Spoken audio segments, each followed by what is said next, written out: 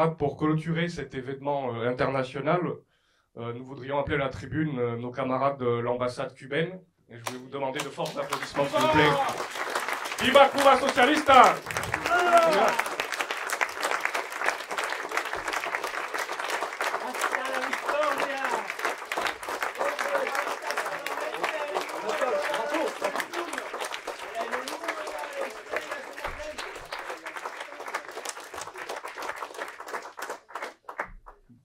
Bonjour à tous, merci. Cher Fadi Kassem, secrétaire national, cher Georges Castos, cher Boris Differ, chers délégués et invités, chers amis.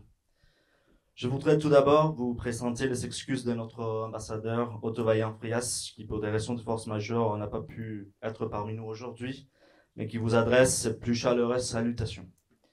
L'ambassade de Cuba est honorée de pouvoir vous accompagner en ce jour de célébration à l'occasion du 20e anniversaire de la création du pôle de Renaissance communiste en France.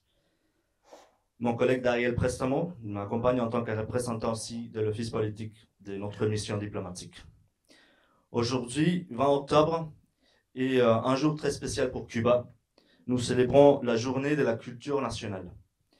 Un jour comme aujourd'hui, mais en 1868, peu après les débuts de nos luttes pour l'indépendance nationale et contre le pouvoir espagnol dans la ville orientale de Bayamo, notre hymne national a été chanté pour la première fois. Il était également connu sur le nom de la Bayamesse et était fortement influencé par la Marseillaise et les idéaux qu'elle contenait. Cet hymne reflétait de manière particulièrement significative la décision des Cubains de donner leur vie pour défendre la cause de leur pays, lorsqu'il était dit « mourir pour la patrie, c'est vivre ».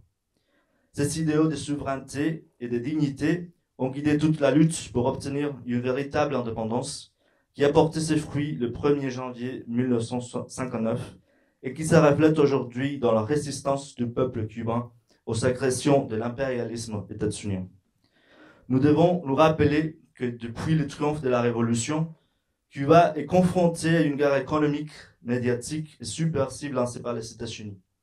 Toutes les méthodes et stratégies possibles ont été utilisées contre notre pays pour inverser la révolution, soumettre le peuple et mettre fin à l'exemple que représente notre pays pour de nombreuses nations du monde. Cette agression constante et cette guerre économique ont connu une intensification sans précédent ces dernières années. Ce qui signifie que les blocus économiques, commerciaux et financiers imposés à Cuba a atteint des niveaux qualitativement beaucoup plus élevés. Surtout, à partir de 2019, le gouvernement de Donald Trump de l'époque a entrepris de porter les coups de grâce à la révolution cubaine et d'intensifier les mesures de coercion économique par les biais de restrictions sur les voyages, les envois de fonds, la persécution de nos transactions et de notre commerce et les obstacles à l'investissement étranger, pour ne citer que quelques exemples. Parmi les mesures les plus perverses, celle imposée par Trump quelques jours avant de quitter la Maison-Blanche se distingue. L'inscription de Cuba sur la liste des États soutenant le terrorisme. Il s'agit d'une mesure qui non seulement offense notre pays, qui était victime à de nombreuses reprises du terrorisme parrainé par les États-Unis, faisant plus de 3000 morts, mais qui génère également d'innombrables restrictions économiques et financières pour les pays. De nombreux amis nous demandent ce qu'a fait l'administration de Joe Biden, qui avait promis de revenir à une politique plus constructive à l'égard de Cuba. La réponse est qu'au-delà de quelques changements superficiels, toutes les mesures du blocus sont appliquées avec la plus grande rigueur. Même pendant la période la plus difficile de la COVID-19, lorsque Cuba s'efforçait de créer ses propres vaccins et d'envoyer des brigades médicales dans le monde pour lutter contre la pandémie, le gouvernement états-unien a continué d'appliquer cette politique qui nous a privés de fournitures importantes et même des dons. Tous ces facteurs ont fait que Cuba, comme beaucoup d'entre vous le savent, se trouve aujourd'hui dans une situation extrêmement complexe. Les pays connus une crise qui touche tous les secteurs de la société génèrent d'importantes pénuries qui affectent le bien-être de nos familles et rendent leur vie très difficile. Comme vous le savez peut-être, l'arrêt vendredi dernier de l'une de nos principales centrales d'énergie a provoqué une panne sur tout le système national, privant toute l'île d'électricité pendant plusieurs heures. Même si l'on a rétabli les services dans plusieurs circuits, une majorité de la population est toujours impactée par des coupures des courants. Il s'agit d'une situation grave qui démontre le vrai impact du blocus sur notre pays. Cette crise est liée aux obstacles pour l'achat de combustible nécessaire pour l'alimentation des centrales, au manque de délices à cause du durcissement des mesures coercitives et aussi aux difficultés pour avoir accès aux pièces de rechange dont a besoin ces systèmes. Je vous assure que nos autorités et nos techniciens travaillent 24 heures sur 24 pour faire face à cette situation et rétablir les services d'électricité dans les meilleurs délais. Nous comptons aussi sur votre soutien et votre solidarité, car l'impérialisme et les médias sous son contrôle vont profiter et profitent déjà de cette situation pour intensifier la guerre médiatique et psychologique contre Cuba et pour inciter à la violence et à la déstabilisation interne. Chers camarades, comme l'ont exprimé nos dirigeants, malgré les difficultés internes qui ne peuvent pas être ignorées, l'intensification du blocus est le principal obstacle à notre développement. En dépit de cette situation complexe, Cuba n'a pas cessé de se transformer tant sur le plan économique que social. Les modifications dans notre modèle économique sans s'éloigner des prémices du socialisme, l'approbation d'une nouvelle constitution et de nombreuses lois qui mettent à jour notre système réglementaire sont des exemples. Notre pays continue également d'être une voix active et écoutée au niveau international, engagée en faveur de l'intégration du peuple du Sud, de la réalisation d'un système politique et financier international plus juste et de la défense des principes tels que la solidarité, l'internationalisme et la recherche de la paix. Il convient de mentionner tout particulièrement notre soutien à la cause palestinienne face au génocide que le gouvernement israélien continue de commettre en toute impunité. C'est précisément dans des moments comme celui-ci, où notre pays est confronté à une guerre multidimensionnelle qui a un impact profond sur les capacités à garantir le bien-être que notre peuple mérite, que la solidarité doit être intensifiée. Nous profitons de cette occasion pour remercier les pôles de Renaissance communiste en France pour les manifestations de soutien à notre pays depuis sa fondation il y a 20 ans. Il est important de rappeler que la défense des Cuba socialistes est l'un des principes et objectifs qui ont accompagné la fondation de ce mouvement et qu'il a su honorer au fil des années. Outre les nombreuses initiatives pour Cuba organisées par le PRCF, nous devons souligner les relations cordiales et étroites qui ont été nouées avec les partis communistes de Cuba. La dernière réunion de haut niveau a eu lieu précisément il y a quelques semaines dans le cadre de la Fête de l'Humanité. Au nom de notre parti, permettez-moi également de vous transmettre nos félicitations et notre aspiration à développer davantage les relations entre les deux organisations.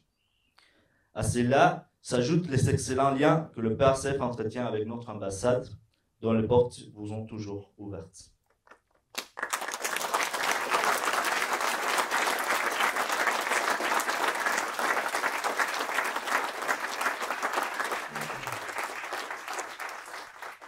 Chers amis, compte tenu de l'engagement historique du PRCF à l'égard de Cuba et du rôle joué par son président Léon Landini, j'ai le plaisir de vous confirmer officiellement que nous remettrons prochainement au camarade Landini la médaille de l'amitié décernée par le Conseil d'État de la République de Cuba.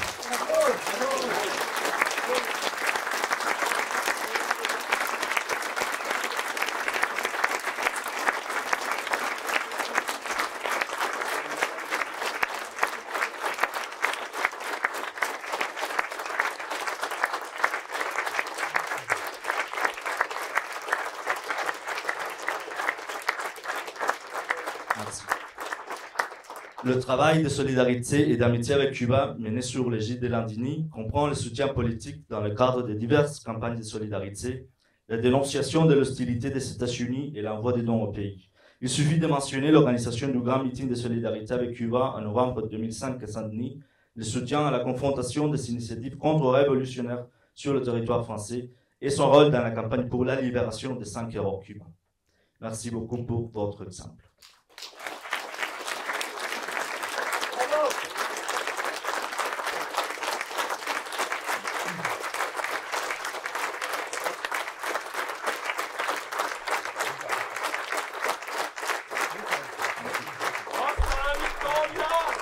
C'est vrai. Enfin, je voudrais souligner le travail du PRCF au sein du comité d'organisation de la 19e rencontre européenne de solidarité avec Cuba, qui aura lieu le 23 et 24 novembre à Paris. Nous espérons également que votre présence à cet événement contribuera à enrichir les débats et la conception des actions futures qui devraient amplifier la solidarité politique et économique envers notre île. Il s'agit d'un événement majeur qui réunit près de 300 délégués de 30 pays et qui devrait donc constituer une référence historique pour le mouvement de soutien à Cuba au niveau européen et mondial. Chers camarades, les 29 et 30 octobre prochains, pour la 32e fois, aura lieu à l'Assemblée générale de l'ONU le vote sur la résolution présentée par Cuba contre le blocus. C'est aussi l'occasion d'appeler au renforcement des initiatives pour dénoncer le siège économique qui n'a pas pu et ne pourra pas mettre fin à la construction de notre projet révolutionnaire. Je vous renouvelle mes félicitations pour votre 20e anniversaire. Longue vie au PRCF. Viva Cuba!